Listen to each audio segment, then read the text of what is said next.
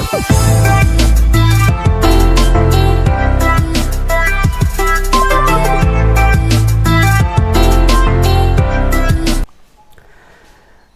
Morning everyone. આજના લેક્ચરમાં આપણે ફરીથી ચેપ્ટર નંબર 2ની જે ક્વેશ્ચન આન્સર સિરીઝ JEE નીટના ક્વેશ્ચન આન્સર સોલ્યુશન જે ટોપિક ચાલે છે એના ઉપરના ક્વેશ્ચન આપણે ફર્ધર કન્ટિન્યુ કરીશું. તો જુઓ, લાસ્ટ જે લેક્ચર તમને આપ્યો તો એમાં JEEના કેટલાક ક્વેશ્ચન સોલ્વ કર્યા હતા, કેટલાક નીટના પણ ક્વેશ્ચન સોલ્વ કર્યા હતા, બરાબર છે. તો એ પ્રમાણે આમાં પણ હજુ બીજા કેટલાક ક્વેશ્ચન આપેલા છે, એને સોલ્વ કરીએ. જુઓ, જે અહીંયા ક્વેશ્ચન મોસ્ટલી મેં લખેલા છે બધા નીટની એક્ઝામમાં પૂછાયેલા છે. ક્વેશ્ચન આ પ્રમાણે છે. પહેલો ક્વેશ્ચન છે, નીચેનામાંથી કયું તાપમાન પર આધારિત છે? તો તમે જોઈ શકો છો નીટ 2017માં ક્વેશ્ચન પૂછાયેલો છે. હવે ઓપ્શન આપેલા છે. Option A molality, option B molarity, option C mole અંશ અને ઓપ્શન ડી વજનથી ટકા. હવે જ્યારે સાંદ્રતાનો ક્વેશ્ચન આવે છે આ પ્રમાણે કે કયા તાપમાન પર આધારિત છે, કયા તાપમાન પર આધારિત નથી, મતલબ કે કયા તાપમાનથી સ્વતંત્ર છે, તો આવા ક્વેશ્ચનની અંદર તમારે જનરલી શું યાદ રાખવાનું કે જે પણ સાંદ્રતાનો એકમ તમને આપેલો હોય એ સાંદ્રતાના એકમની ફોર્મ્યુલાને તમે યાદ કરો. એના ફોર્મ્યુલાની અંદર એક વસ્તુ જોવાનું છે આપણે કે જેની ફોર્મ્યુલામાં કદનો ઉલ્લેખ થતો હોય એ કદ તાપમાન સાથે વેરિયેબલ છે, મતલબ તાપમાનના ફેરફાર સાથે કદમાં ફેરફાર થાય છે. તાપમાન વધારી દઈશું તો કદમાં ઘટાડો થઈ જશે, તો સાંદ્રતા બદલાઈ જશે. એનો મતલબ એ તાપમાન ઉપર આધારિત છે એવું કહી શકો.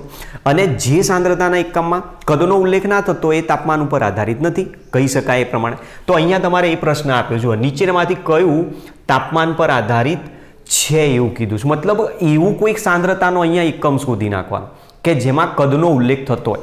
તો એમાં તમે જુઓ, પહેલો આપેલો છે આપણને મોલાલિટી. મોલાલિટી માટે આપણે જનરલી વ્યાખ્યામાં શું લખીએ છીએ? મોલ પર કિલોગ્રામ. મતલબ એક કિલોગ્રામ દ્રાવકમાં દ્રાવ્ય પદાર્થના 1 મોલ જેટલો જથ્થો ઓગાળવામાં આવે તો મળતા દ્રવની સાંદ્રતાને તેની મોલાલિટી કહેવાય. તો મતલબ અહીંયા આપણે જ્યારે મોલાલિટીનું સૂત્ર લખીએ છીએ તો W1000 upon molecular weight into mass of solvent લખીએ છીએ. તો તમે જુઓ, આની અંદર મોલાલિટી બરાબર દ્રાવ્યનું વજન ગુણ્યા 1000 ભાગ્યા દ્રાવ્યનો અણુભાર ગુણ્યા દ્રાવકનું વજન કીધું છે. અહીંયા આપણને કદનો ઉલ્લેખ કરેલો નથી, મતલબ આની ઉપર તાપમાનની કોઈ અસર થાય નહીં. તો આ એક તાપમાન ઉપર આધારિત નથી એવું આપણે કહી શકીએ છીએ.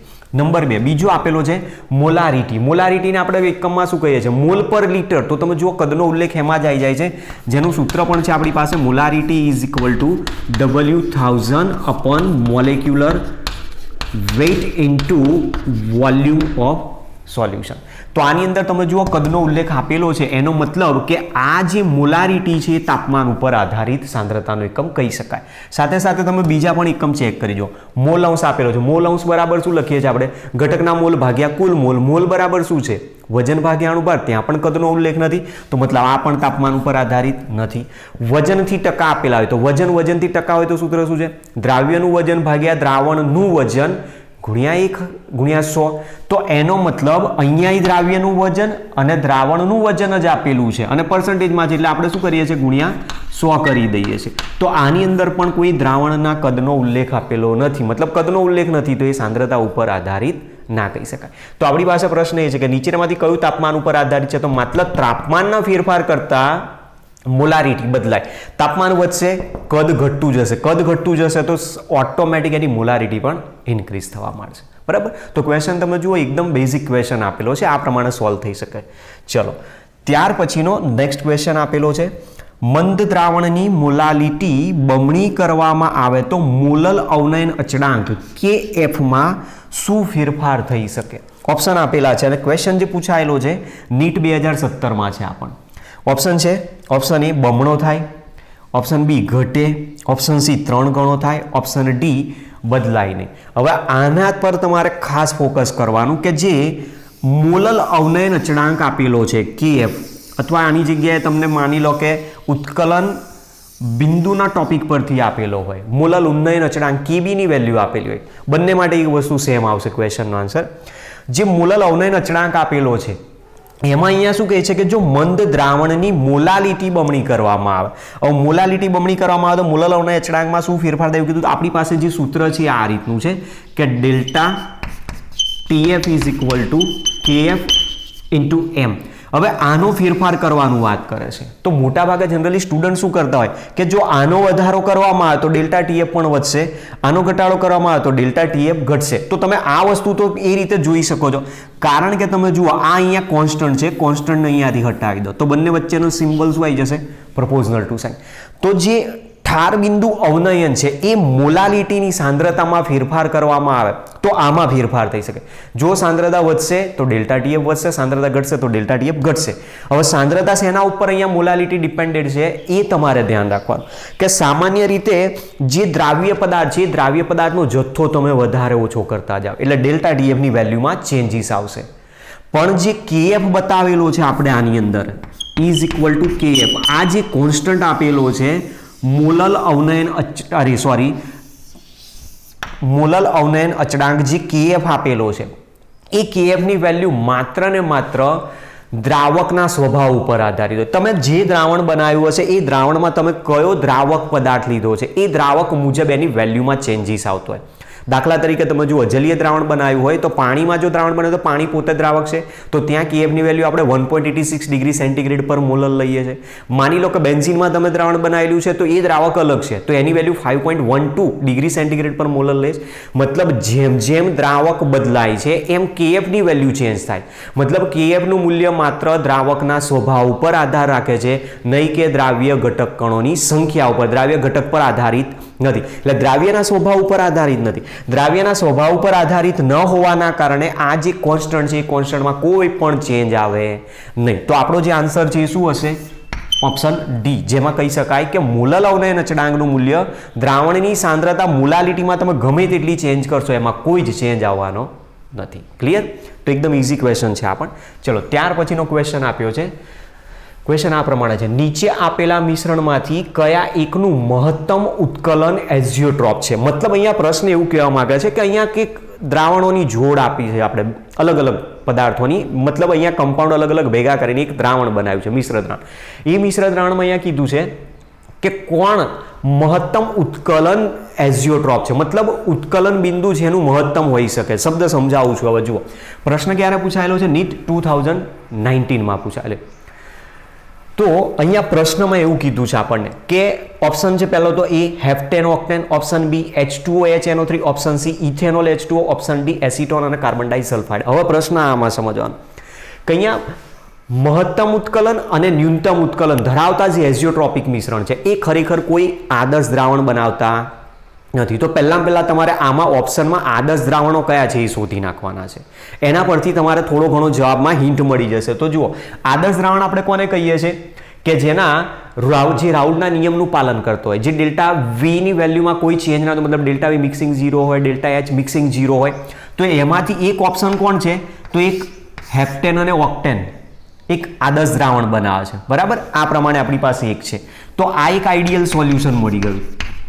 તો એના પરથી એક વસ્તુ તો કન્ફર્મ થઈ ગઈ કે આ ઓપ્શન એક ઓછો થઈ ગયો. બાકી રહ્યા 3 ઓપ્શન. હવે એ દ્રાવણો કેવા છે? બિન આદર્શ દ્રાવણ.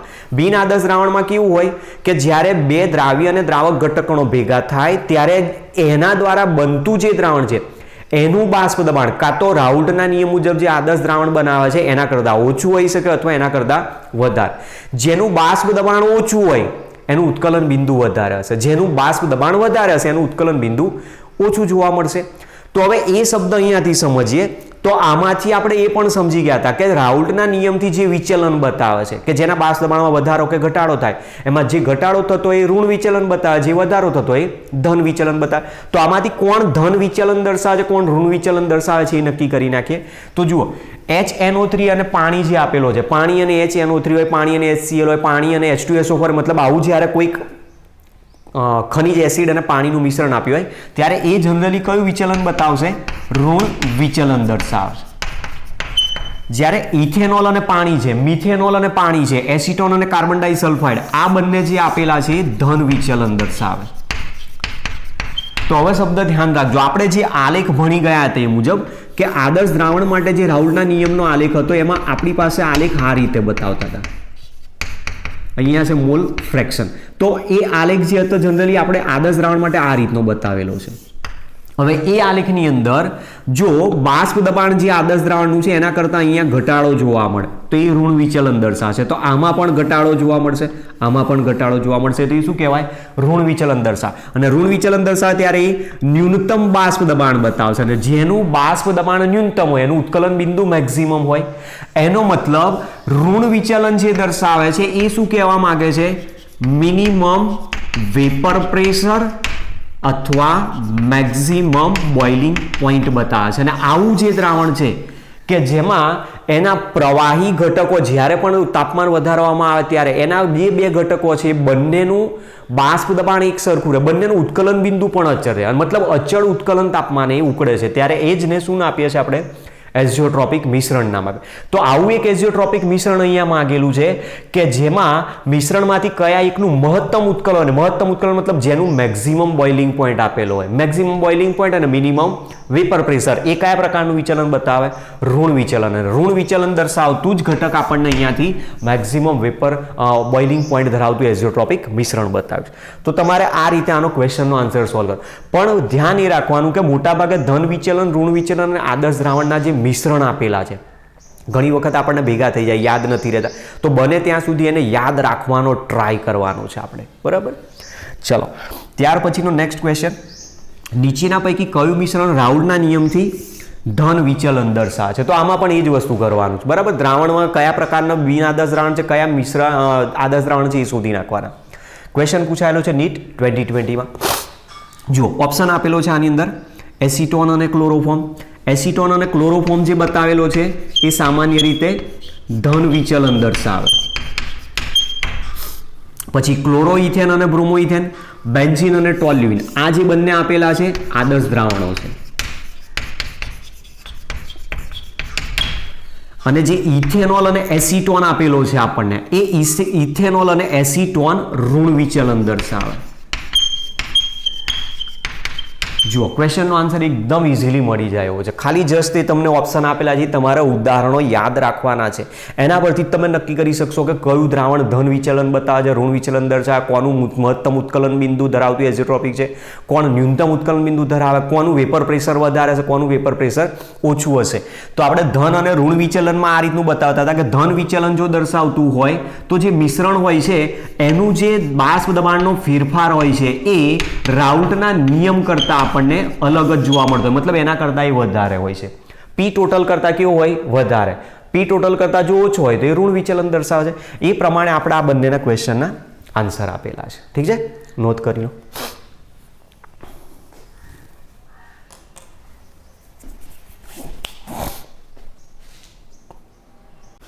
નેક્સ્ટ ક્વેશ્ચન આપ્યો છે 10 ગ્રામ ગ્લુકોઝ જેનું સૂત્ર છે C6H12O6 ને 250 મિલીલીટર પાણીમાં P1 એટલે એનું અભિસરણ દબાણ આપ્યું છે. તે જ રીતે 10 ગ્રામ યુરિયા NH2CO NH2 ને 250 ml પાણીમાં જેનું અભિસરણ દબાણ P2 અને 10 ગ્રામ સુક્રોઝ C12H22O11 ને 250 ml પાણીમાં P3 અભિસરણ દબાણ ઓગાળી દ્રાવણો બનાવવામાં આવ્યા. તો આ દ્રાવણોના અભિસરણ દબાણના મૂલ્યનો ઘટતો ક્રમ માટેનો સાચો વિકલ્પ શું છે? ક્વેશ્ચન પૂછાયેલો છે નીટ 2021માં. તો ઓપ્શન અલગ અલગ આપેલા છે. જુઓ, P2 is greater than P3 is greater than P1. Option B, P3 is greater than P1 is greater than P2. Option C, P2 is greater than P1 is greater than P3. Option D, P1 is greater than P2 is greater than P3 આપેલા છે. જુઓ, ક્વેશ્ચનને કઈ રીતે solve કરવાનો અહીંયા સમજાવું છું. એક છે આપણી પાસે ગ્લુકોઝ, બરાબર? દ્રાવણ જે આપેલો છે એમાં પદાર્થ કેટલો ઓગાળે છે? 10 ગ્રામ. અને કેટલા ml પાણીમાં ઓગાળે છે? 250 ml. ત્રણે ત્રણમાં કોન્સ્ટન્ટ છે આપેલું. તો ગ્લુકોઝ આપેલો છે જેનું અભિસરણ દબાણ કેટલું કીધું છે? P1. એ જ પ્રમાણે યુરિયાનું અભિસરણ દબાણ આપ્યું છે P2. અને એ જ રીતે છે સુક્રોઝનું અભિસરણ દબાણ આપેલું છે P3. હવે આનો જવાબ કઈ રીતે લાવવાનો? જો એક ટ્રીક છે સીધી જ. આપણી પાસે અભિસરણ દબાણ પાઈ માટેના અલગ અલગ સૂત્રો છે. પાઈ ઇઝ ઇક્વલ ટુ એક સૂત્ર છે CRT ઇન્ટુ I.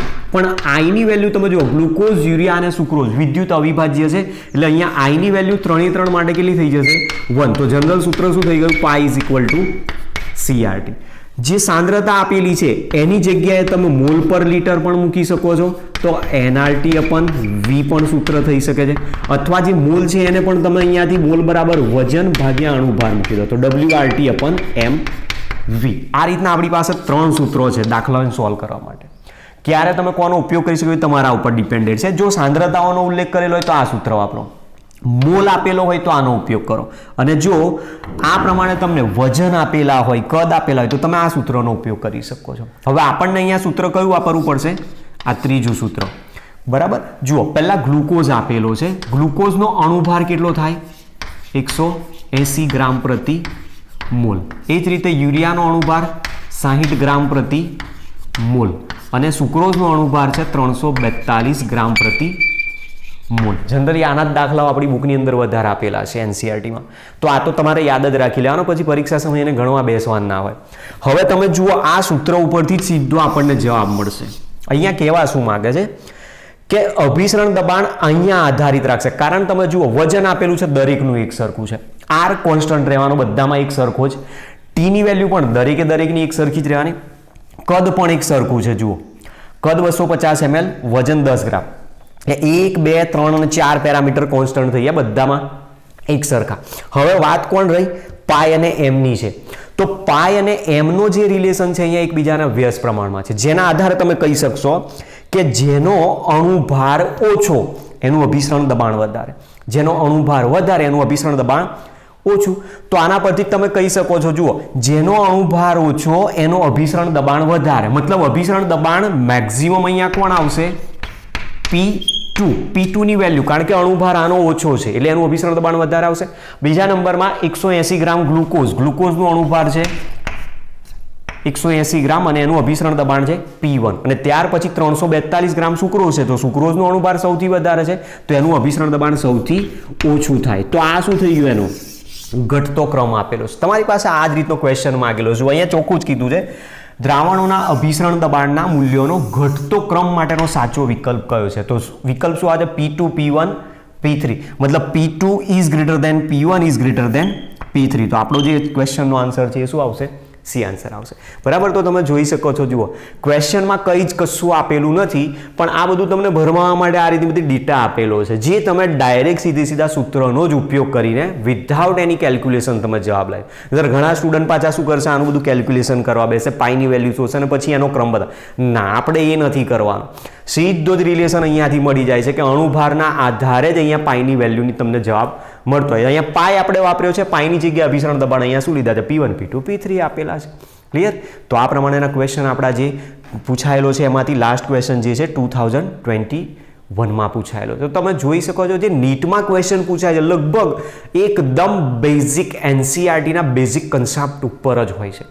જેણે પણ એનસીઆરટી આખી પચાવી પાડી એના માટે નીટ ક્લિયર કરવી તો રમતની વાત છે. હા, JEE માટે થોડું અઘરું છે. JEE મેન્સ અને JEE એડવાન્સમાં ક્વેશ્ચન્સ બધા કેલ્ક્યુલેશનવાળા વધારે હોય છે, એટલા માટે.